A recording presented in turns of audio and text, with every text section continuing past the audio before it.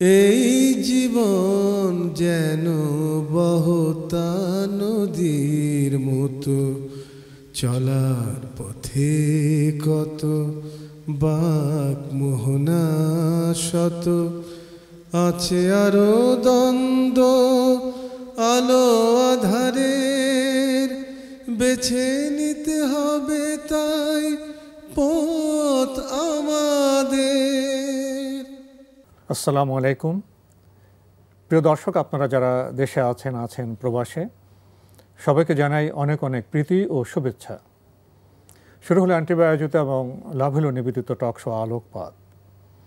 আমাদের আজকের বিষয় মানব জীবনে মহামারী। আপনাদের সাথে আছে আমি জয়নুল আবেদিন আজাদ। আর আজকে আমাদের মাঝে অতিথি হিসেবে উপস্থিত আছেন বিশিষ্ট চিকিৎসক ডক্টর শাহ মোহাম্মদ বুলবুল ইসলাম। আসসালামু আলাইকুম। ডক্টর শাহ মোহাম্মদ বুলবুল ইসলাম, আপনি দীর্ঘদিন ধরে একটি পেশায় আপনি জড়িত আছেন, চিকিৎসা বিজ্ঞানের সাথে। কিন্তু আপনার সাথে সাথে একজন মুসলিম বিশ্বাসী মানুষ। বর্তমান সময়ে করোনা পৃথিবীকে একটা ঝাঁকুনি দিয়েছে। ছোট বড়, শিক্ষিত অশিক্ষিত সবাই করোনা নিয়ে ভাবছে, সংক্রমণের ভয়ে অনেকে আতঙ্কিত। কারণ মানুষ বাঁচতে চায়, জীবন মানুষের কাছে খুবই প্রিয় বিষয়। তো আজকে এ বিষয়ে আপনার সাথে আমি দুইটি পর্যায়ে কথা বলতে চাইব।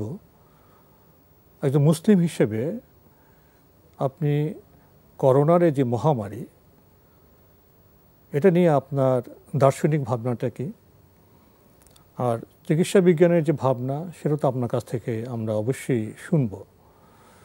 প্রথমে আপনার কাছ থেকে জানতে চাইব, এই যে করোনা বা মহামারী, এটা কি নতুন কোনো বিষয়, না মানব ইতিহাসের সাথে এটা কোনো সম্পর্ক আছে? মহামারী কিন্তু আজকের নতুন কোনো বিষয় নয়।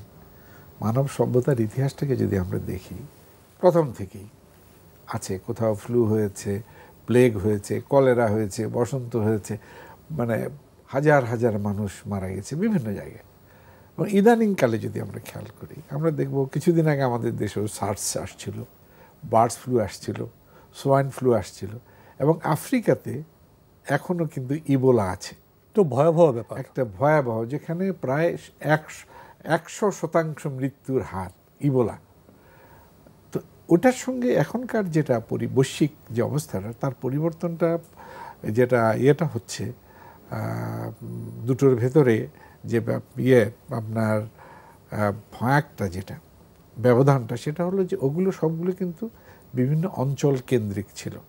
আর এখন কিন্তু এটা একটা বৈশ্বিক অবস্থায় চলে গেছে। এটা সংক্রমণের যে মাত্রা, এটা বৈশ্বিক, মানুষকে ভয়ে আতঙ্কে ফেলে দিয়েছে। এই বৈশ্বিক হওয়াতে মানুষ বেশি ভীত সন্ত্রস্ত, এবং এটার সংক্রমণের যে গতি, এইটা হলো আরো অবিশ্বাস্য একটা ব্যাপার, জ্যামিতিক হারে।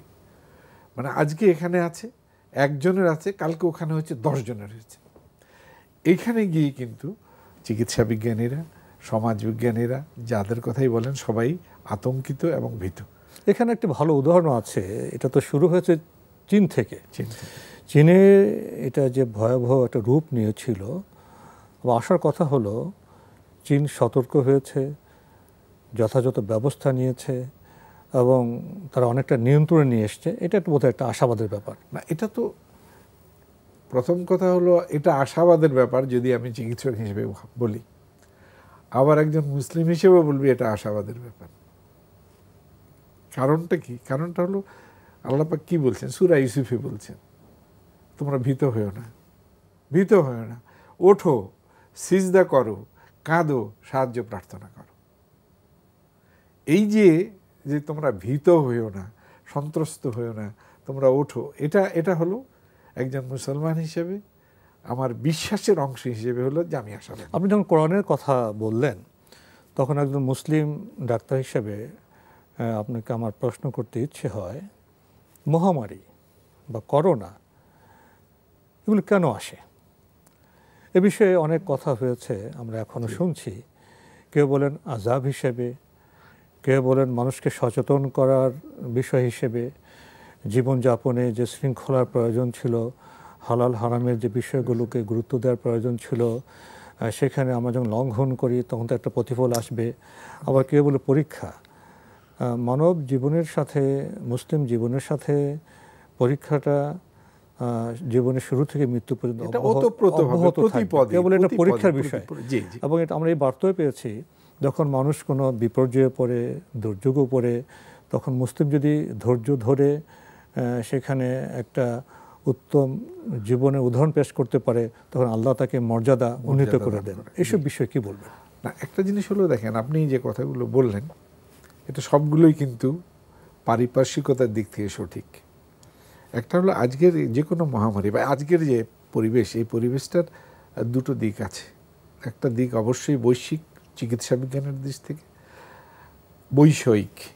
আরেকটা হলো যে আমার ইমান, আমার বিশ্বাসের দিক থেকে, জীবন দর্শনের বিষয়, জীবন দর্শন, আকীদার বিষয়, আকীদার ব্যাপারে আরেকটা উপলব্ধি, দুটো উপলব্ধি, কিন্তু কোনোটাই সাংঘর্ষিক নয়। সবচেয়ে মজার ব্যাপার হলো এখানে সমন্বয়ের বিষয় আছে। হ্যাঁ, সাংঘর্ষিক নয়, একটা আরেকটার পরিপূরক। যেমন প্রথম কথাটা হলো যে আল্লাহ পাক এই পৃথিবীকে সৃষ্টি করেছেন একটা প্রাকৃতিক ভারসাম্য দিয়ে, এটাকে আমরা নষ্ট করে ফেলেছি। একটা ছোট্ট উদাহরণ দিই আপনাকে। আমরা খেতে ওষুধ দিচ্ছি পোকামাকড় মারার, কেমন? এই পোকামাকড়গুলো কিন্তু নির্ভর করে ভাইরাস বা ফাঙ্গাসের উপর। জীব বৈচিত্র্যের অবদান আছে, হ্যাঁ অবশ্যই, এবং কীটপতঙ্গের পরাগায়নে অনেক অবদান আছে। এখন হয়েছে কি, আমরা পোকা মেরে ফেলেছি। আগে পোকা খেয়ে পাখি বাঁচত, কেমন? এখন তো পোকা খেতে পাচ্ছে না পাখি, পাখি জঙ্গলে থাকে, পাখি কিন্তু জগতে একটা শৃঙ্খলা ছিল, সেই শৃঙ্খলাটা নষ্ট করেছি। প্রথম কথা, এটা কি বিজ্ঞানের খণ্ডিত চর্চার কারণে? এটাকে আমি বলবো যে এই যে আমাদের জীবন দর্শন এবং বৈষয়িক যে পরিবর্তন যেটা আমরা করেছি, এটার ভিতরে একটা সমন্বয় আমরা করতে পারি। বিজ্ঞান চর্চার ক্ষেত্র, টেকনোলজি ব্যবহারের ক্ষেত্র, এর পেছনে দর্শন থাকা দরকার, দর্শনের শৃঙ্খলা এবং শাসন থাকা দরকার। সেটা না থাকলে এই আজকের যে বিশৃঙ্খলা তৈরি হয়েছে, আমরা এখন বলতেছি আমরা ওজোন স্তরটাকে নষ্ট করে ফেলেছি, আমরা সমুদ্রের নদীর পানিকে ধ্বংস করে ফেলেছি। এটার কিন্তু একটা ফলাফল আছে, সেটার মুখোমুখি আমরা দাঁড়িয়েছি। এবং জ্বালানি পোড়াতে গিয়েও আমরা বিশ্বের ভারসাম্য নষ্ট করছি। দ্বিতীয়ত যেটা হলো, সেটা হলো জীবনাচার। স্বাভাবিকভাবে যে আমাদের জীবনাচার স্বাভাবিক, সেটাকেও কিন্তু আমরা নষ্ট করে ফেলেছি। আমরা আগে, আমি সোজাসুজি আমরা হাতে খেতাম, হাত খাওয়ার ব্যাপারে কি ছিল, আগে আমরা হাত তো ধুয়ে নিতাম, খাওয়ার পরেও হাত, ইসলামে তো দুটো হাত ধুতে বলা হয়েছে। এবং ইসলামের বিধানে আবার 5 ওয়াক্ত নামাজ আছে, সে তখন আপনি হাত ধোবেন, খাবার আগে পরে হাত ধোবেন, প্রাকৃতিক কাজের পরে কুচি করা, নাকে পানি দেওয়া। এখন আপনি দেখেন ইসলামী দর্শনে দিনে কমপক্ষে 10 বার আপনার হাত ধোয়ার বিধান আছে। আমরা সেটা ভুলে গিয়ে কি করলাম, আমরা নামাজ বাদ দিলাম, আমরা হাতে খাওয়া বাদ দিয়ে চামচে শুরু করলাম। সুতরাং খাওয়ার আগে পরে হাত ধোয়ার কোনো প্রশ্নই নেই। আমরা প্রাকৃতিক কাজ সম্পাদনের পরে আমরা ওটাও বাদ দিয়েছি, টিস্যু ব্যবহার করছি।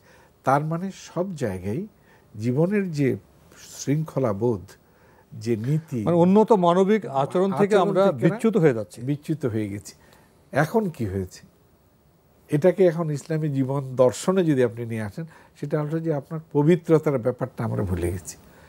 সব সময়ই আমরা এখন একটা অপবিত্র অবস্থায় অবস্থান করছি।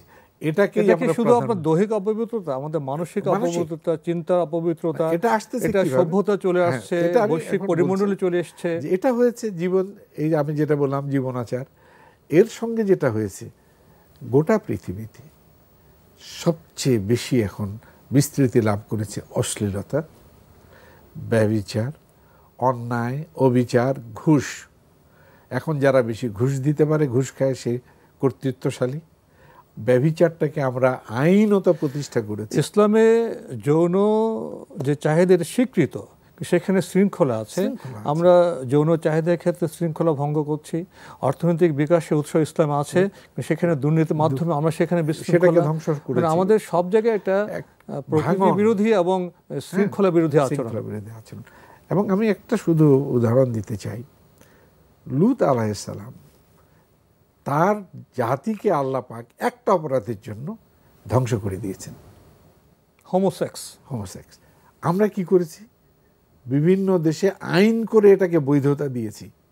যে আমাদের জীবন্ত বিচিত্র সম্পর্ক সূত্রে গ্রথিত, সেখানে অর্থনীতি আছে, সেখানে যৌনতা আছে, সেখানে প্রকৃতি আছে, সেখানে ব্যক্তিগত ভালোবাসার বিষয় আশয় আছে। মূল প্রতিবদ্ধ বিষয়টা আপনি এইভাবে উত্থাপন করছিলেন যে সেখানে যথাযথ অবস্থান নেই, শৃঙ্খলা নেই। হ্যাঁ, বিশৃঙ্খল একটা পরিস্থিতি আমরা তৈরি করেছি, এটা আমাদের হাতের কামাই। আর এটার জন্য কিন্তু ওই যে কথা জলস্থলে বিপর্যয়, মানুষের হাতের কামাই। এখন আজকের এই যে পরিস্থিতি, এটাকে যদি আমরা বলি আমাদের হাতের কামাই, তাহলে বোধহয় অতিরিক্ত বলা হবে না। এটা হলো এক। আর দ্বিতীয়ত আরেকটা জিনিস হলো যে আল্লাহ পাক এটা আমাদের উপরে দেন, এটা অতীতে আল্লাহ নিজেও বলছেন যে অনেক সময় আমি তোমাদেরকে সাবধান করার জন্য এটা দিই, অনেক সময় আমি তোমাদেরকে পরীক্ষা করি।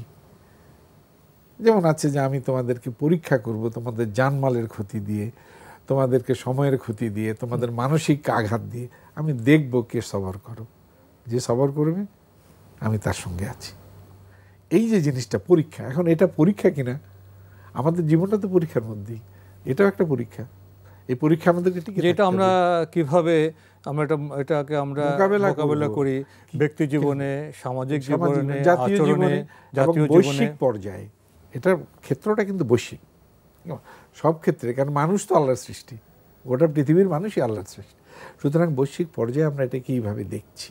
এই যে একটি ভাইরাস, এটা তো আমরা বলছি যে এটা সংক্রমিত হচ্ছে, এটা তো জীবন আছে, এটা তো সৃষ্ট ভাইরাস, তো আল্লাহ সৃষ্টি করেছেন, এর লক্ষ্য আছে। এটা তো আমাদের আকীদা এরকম যে যদি আমাকে কোনো ভাইরাস আক্রমণ করবে না, আল্লাহ নির্ধারণ করেন আক্রমণ করবে না, যদি আমাকে আক্রমণ করার বিষয়টি আল্লাহর অনুমোদন করেন তাহলে এটা করবে। হ্যাঁ, তো এখানে করলে কি হবে, খুব বেশি হলে আমি মারা যাব। তো মৃত্যু কি শুধু ভাইরাসের কারণে হয়? মারা কি মানুষ যায়নি? আল্লাহ তো বলছে প্রত্যেককেই মৃত্যু হবে। এটা মৃত্যুর আগে আমাকে যে ইসলামের যে ব্যক্তিত্বের যে ভাবনা, আমাকে ব্যক্তিত্ব সম্পন্ন হতে হবে, অধৈর্য হবে না, আতঙ্কিত হওয়া যাবে না, হতাশ হওয়া যাবে না। যদি কোনো বিপর্যয় আসে, কোনো আক্রমণ বা কোনো সংক্রমণ হয়, আমি না হওয়ার চেষ্টা করব, আমি শৃঙ্খলা মানব। হলে আমি চিকিৎসা বিজ্ঞানের দিকে যাব, আমি আল্লাহর কাছে প্রার্থনা করব। ব্যাপারটা এটা কিন্তু আল্লাহ সূরা নিসায় বলতেছেন যে তোমরা সাবধান হও, সতর্ক থাকো। এই দুটো জিনিস কিন্তু এখন খুব বেশি প্রয়োজন আমাদের। এখানে আপনি আমার চিকিৎসক হিসেবেও এটা দরকার, চিকিৎসক হিসেবেও আমি এই কথাটা বলবো, একজন মুসলিম হিসেবেও আমি বলবো যে এটাই হলো এখন বলা হচ্ছে কিন্তু সব জায়গায় এখন এই কথাটাই, যে সবাই সতর্ক থাকুন, সতর্ক থাকুন, সাবধান থাকুন। এটা আমরা এমনি মেনে নিই না, এখন আমাদের ঘাড়ে যখন চেপে গেছে তখন আমরা এটার বাস্তবতাটা অনুভব করছি। এটা হলো একটি প্রশ্ন জাগে, আমরা তো সব ক্ষেত্রে আমাদের প্রিয় নবী হযরত মুহাম্মদ মুস্তাফা সাল্লাল্লাহু আলাইহি ওয়াসাল্লামকে আদর্শ হিসেবে মানি। তার সময় কি কোনো মহামারী এসেছিল, এবং সে মহামারীর ক্ষেত্রে তার নির্দেশনা কি ছিল? ওই সময় ছিল প্লেগ, এবং সেক্ষেত্রে ওনার যে জিনিস দৃষ্টিভঙ্গি ছিল, নির্দেশনা ছিল, সেটা ছিল যে যেখানে মহামারী হচ্ছে বা হবে সেই এলাকায় যারা থাকবে তারা বের হবে না, আর বাইরে থেকে কেউ ঢুকবে না। ওখানে একটা কোয়ারেন্টাইন ছিল। কোয়ারেন্টাইন, এটার এখন মডার্ন কনসেপ্ট আমরা নিয়েছি কোয়ারেন্টাইন। তো এটা তো তখনও ছিল, কেন আমরা ভুলে গেলাম? আমার প্রশ্নটা এখানে, কারণ আমাদের ভেতরে ওই জীবনবোধের অভাবটা ছিল, চর্চার অভাবটা ছিল। আমাদের প্রিয় স্বদেশ বাংলাদেশ থেকেও তো আপনার করোনা উৎপত্তি হয়নি, যারা বিদেশ থেকে এসছে তারা যদি রাসূল ইসলামের এই বাণী, এই কথা মানতো, তারা কোয়ারেন্টাইনে থাকতো, তাহলে আমাদের প্রিয় স্বদেশে এটা এত সংক্রমিত হতে পারতো না। তো এটা হয়েছে, ওই যে এটাও বললাম যে ওই যে আমরা সব জায়গায় কিছু বিশৃঙ্খলা তৈরি করেছি, এই বিশৃঙ্খলার ফলটা এখন আমরা ভোগ করছি, শুধু বাংলাদেশে নয়, সারা পৃথিবীতে। তো এখন সবচেয়ে বড় জিনিস হলো শৃঙ্খলাটা ফিরিয়ে আনা। এই শৃঙ্খলাটা ফিরিয়ে আনার জন্যে এখন কিন্তু আমরা সবাই যে যতই বলি না কেন, একটা কিন্তু এটার একটা ভালো দিকও আছে। সে ভালো দিকটা কি? আপনি এর ভালো দিক হলো এই অশ্লীলতার, বেহায়াপনার যে জায়গাগুলো ছিল, দেখেন এগুলো বন্ধ হয়ে গেছে। মানে পুরো সভ্যতা যেন স্থবির। আমরা যে আপনার দেখেছি খেলার মাঠে, ক্রিকেটের আগে যে একটা সুন্দর শৃঙ্খলা, এটা একটা অভিজাত খেলা ছিল, সেখানে আমরা জুয়া লক্ষ্য করেছি, আমরা মেয়েদের অপ্রয়োজনীয় নৃত্য লক্ষ্য করেছি, এবং যেটা বিনোদন শোবেজের যে শিল্প, এখন তো আপনার হলিউডও বন্ধ। মানে এটা আমার ব্যবসা বাণিজ্য বলি, এবং যারা বড় বড় রাষ্ট্রনেতারা ছিলেন তারা বসে বসে ক্ষুদ্র রাষ্ট্রগুলোর উপর জুলুম নির্যাতন করেছেন, এটা তো বর্তমান পৃথিবীর ইতিহাস। এখন সবাই একটু কোয়ারেন্টাইনে থেকে বসে বসে ভাবতে পারেন জীবন দর্শন সম্পর্কে, সভ্যতা সম্পর্কে, পৃথিবীতে কি করার ছিল আর কি করেছি, আত্মবিশ্লেষণ তো বোধহয় করা যায়। ইটালির যে প্রেসিডেন্ট, উনি শেষ পর্যন্ত কি বলেছেন? আমরা পরাজিত হয়েছি, এখন আমাদের হাতে আর কিছু নাই, এখন সবকিছুই ওপরে। এই যে বিশ্বাস, স্রষ্টার কাছে আত্মসমর্পণ, এটা ভালো থাকা অবস্থায় আমরা কেন আত্মসমর্পণ করছি না? দেখেন, এটা সূরা আনামে কিন্তু আল্লাহ বলছেন যে আমি অনেক সময় অভাব দারিদ্র্য মহামারী দেই চাপিয়ে, কেন? যেন তোমরা আমার কাছে ফিরে আসো। এই যে সামঞ্জস্যটা, তোমরা সচেতন হও, সচেতন হও, তোমরা আত্মবিশ্লেষণ করো, বিশ্লেষণ করো। আসলে সভ্যতা ঠিকভাবে চলছিল না। এই যে আমরা বলছি যে বিজ্ঞান প্রযুক্তির এই যুগ, হ্যাঁ বিজ্ঞান প্রযুক্তি তো মানব কল্যাণই হবে, কিন্তু সভ্যতা আমরা কি দেখছি? আমরা মধ্যপ্রাচ্যে কি দেখছি, ফিলিস্তিনে কি দেখছি, আমরা আপনার পৃথিবীর অন্যান্য জায়গায় উইগুরে আমরা কি দেখছি, বা এখানে অর্থনীতির যে বিশ্লেষণটা এবং শিল্পোন্নত দেশগুলো যেভাবে পরিবেশ দূষিত করছে, জ্বালানি তারা পোড়াচ্ছে, এতে তো যারা আমরা দরিদ্র দেশগুলো তারা ভুগছি, কিন্তু এই যে জীববৈচিত্র্যের ক্ষেত্রে তো তারা তো দায়িত্ব পালন করতে আসছে না। তো মানে একটা বিশৃঙ্খলা, মানে সভ্যতার দিকে দিকে বিশৃঙ্খলা। এখন ব্যাপারটা দেখেন, এক করোনা আল্লাহর যে অস্ত্র, এখন আল্লাহ তো বলছেন আমি এগুলো পাঠাই, এটাকে যদি আমি মেনে নেই, আমার বিশ্বাস এটাকে মেনে নিতে বলে, তাহলে কি হয়েছে? আপনার যুদ্ধগুলো বন্ধ হয়েছে, এখন তো কেউ লড়াই করতেছে না, যে জায়গায় যার জায়গায়। এখন রাজনৈতিক যুদ্ধ অনেকটা বন্ধ, সামরিক যুদ্ধ বন্ধ, অর্থনৈতিক যুদ্ধ বন্ধ, এবং আমেরিকা এবং আপনার চীনের মধ্যে যে বাণিজ্য যুদ্ধ যে বিষয়টা ছিল সবাই একটু এখন স্থিমিত, মানে সভ্যতা যেন এখন একটু সমঝোতা একটা স্তব্ধ হয়েছে। এখন যে ভাবনার সময়, আমার তো মানবিক বিশ্ব চাই, আমরা খুব উন্নত বিশ্ব চাই, তো উন্নত বিশ্ব আকাঙ্ক্ষার বিষয় হলো এখানে দর্শন লাগবে, এখানে পরিকল্পনা লাগবে, রোডম্যাপ লাগবে। এখন কি পুরো সভ্যতা, আপনাদের চিকিৎসকের প্রসঙ্গে কথা বলে, অনেকে বলেন চিকিৎসা এখন সেবার বিষয় না, বাণিজ্যের বিষয় হয়ে গেছে। ঔষধ শিল্পের পিছনে, হাসপাতালের পিছনে, সব জায়গায় যেমন একটা মুনাফা ভাব, এই সব ক্ষেত্রে কি এখন একটা আত্মবিশ্লেষণ, আত্মসমালোচনা এবং নতুন এক সভ্যতা বিনির্মাণের চেতনা কি আমরা এখান থেকে নিতে পারি? আমি তো মনে করি যে এটা আমাদের জন্য এই দিকটাতে ফিরে যাওয়ার একটা খুব ভালো সুযোগ, খুব ভালো সুযোগ। এটা যদি বিশ্ব নেতারা অনুধাবন করতে পারেন, এটাকে যদি গ্রহণ করতে পারেন, কারণ আল্লাহ তো সূরা হাশরেও এই কথাটা বলছেন যে আমি এই ঘটনাগুলো ঘটিয়ে দেই কেন? যেন মানুষ এটা নিয়ে চিন্তা করে, সচেতন হয়, ভুল পথ থেকে ফিরে সঠিক পথে যেন যায়। তো এই যে জিনিসগুলো, এই ব্যাপারগুলো কিন্তু আমাদেরকে নিয়ে এখন ভাবতে হবে। এটা হলো বড় জিনিস। আপনাকে আপনার জায়গায় ভাবতে হবে, আমাকে আমার জায়গায় ভাবতে হবে, সমাজপতিরা ভাববেন, রাষ্ট্রনায়করা ভাববেন, এবং এই ভাবনার একটা কেন্দ্রবিন্দুতে আসতে হবে সবাই। আপনি এটাই বোধহয় বলছেন যে মহামারী থেকে বাঁচার জন্য, করোনা থেকে বাঁচার জন্য চিকিৎসা বিজ্ঞানের দিক থেকে আমাদের যে সতর্ক জীবন সচেতনতার প্রয়োজন, চিকিৎসার প্রয়োজন ঠিকই আছে, সাথে বোধহয় আমাদের দার্শনিক চিকিৎসার প্রয়োজন আছে, আমাদের মনোভঙ্গি, দৃষ্টিভঙ্গির চেতনারও চিকিৎসার প্রয়োজন আছে। একটা জিনিস হলো, এখন একটা ভীতি তৈরি হয়েছে। ভীতি তো আমার ভেতর থাকার কথা না, এটা একটা যুদ্ধ করছি, আমি লড়াই করছি, একটা পরীক্ষা দিচ্ছি, পরীক্ষা আমাকে পাশ করতে হবে, এই সাহসটা আমার ভিতর থাকতে হবে। এই সাহসটা কিন্তু আমার জীবন দর্শনটা আমাকে শেখায়। আমরা এখন একটু খুব নির্দিষ্ট আপনার একটা পরিসরের পরিবেশ আমরা যদি আসতে চাই, দুইটি বিবেচনার বিষয়। একটি আমাদের জীবন দর্শনের দিক থেকে আমরা কিভাবে পরিশুদ্ধ হব, আর করোনা থেকে বাঁচার জন্য ব্যক্তি জীবনে আমাদের কি কি করার আছে। দুটো জিনিস হলো, আমি বলি দুটোই কিন্তু, আবার আমি আগে দুটোই কিন্তু সামঞ্জস্যপূর্ণ, একটার সঙ্গে আরেক সম্পূরক। প্রথম কথা হলো যে আমাদের একটা সুযোগ কিন্তু করোনা করে দিয়েছে, পারিবারিক জীবনটাকে পরিশুদ্ধ করার, একসাথে বসা, কথা বলা। এটা আগে ছিল না, সময় দিত না, ছেলেরা সময় পেত না, স্বামী স্ত্রীকে সময় দেয় না, স্ত্রী স্বামীকে সময় দেয় না, বিচ্ছিন্ন। এখন যেটা হয়েছে, এটাকে এই যে পারিবারিক জীবনটাকে, সম্পর্কটাকে মজবুত করে, ফ্যামিলি বন্ডিং, যেটা বন্ডেজটা, এটা তৈরি করার একটা মোক্ষম সুযোগ আল্লাহ দিয়েছেন। এখন সময়টা ঘরে বসে ছোট বাচ্চাদেরকে নিয়ে বসা, তাদেরকে নবী রাসূলদের গল্প শোনানো, যেটা প্যারেন্টিং, শিশু পরিগঠন, হ্যাঁ, তাদেরকে নিয়ে একসঙ্গে নামাজ পড়া, কিছু দোয়া শেখানো, আদব কায়দার লেহাজ, এই যে হাত ধোয়ার পদ্ধতিটা, খাওয়ার আগে পরে পরিশুদ্ধ থাকার যে নিয়মগুলো, এগুলো শেখানোর, একসঙ্গে নামাজ পড়ার, পরিবার কেন্দ্রিক নামাজটাকে কায়েম করা, এবং একই সাথে সমাজকে নিয়ে ভাবনা, দেশকে নিয়ে ভাবনা, পৃথিবীকে নিয়ে ভাবনা।